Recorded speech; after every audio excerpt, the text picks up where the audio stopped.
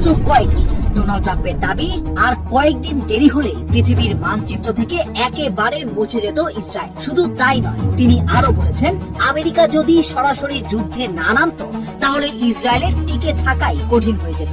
মার্কিন প্রেসিডেন্টের এই বিস্ফোরক মন্তব্য নতুন করে প্রশ্ন তুলেছে, তাহলে কি সত্যি ইরানের পাল্টা হামলায় চরম চাপে পড়েছিল Israel?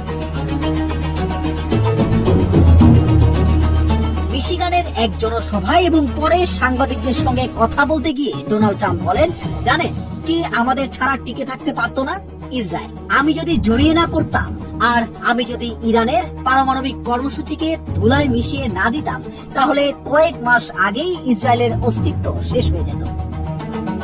No, you can't bribe them. You gotta beat them, and we'll beat the hell out of them. But এই বক্তব্য এমন এক সময় এলো যখন টানা 2 সপ্তাহের সংঘাতের পর আপাতত যুক্তরাষ্ট্র ও ইরানের মধ্যে হামলা কার্যত বন্ধ রয়েছে এবং কূটনৈতিক যোগাযোগও আবার শুরু হয়েছে। ট্রাম্প দাবি করেন, যুক্তরাষ্ট্রের হামলায় শুধু ইরানের পারমাণবিক কর্মসূচিই নয়, দেশটির নৌবাহিনী, বিমান বাহিনী, ড্রোন উৎপাদন এবং ক্ষেপণাস্ত্র তৈরির সক্ষমতাও বড় ধরনের ক্ষতির মুখে পড়েছে।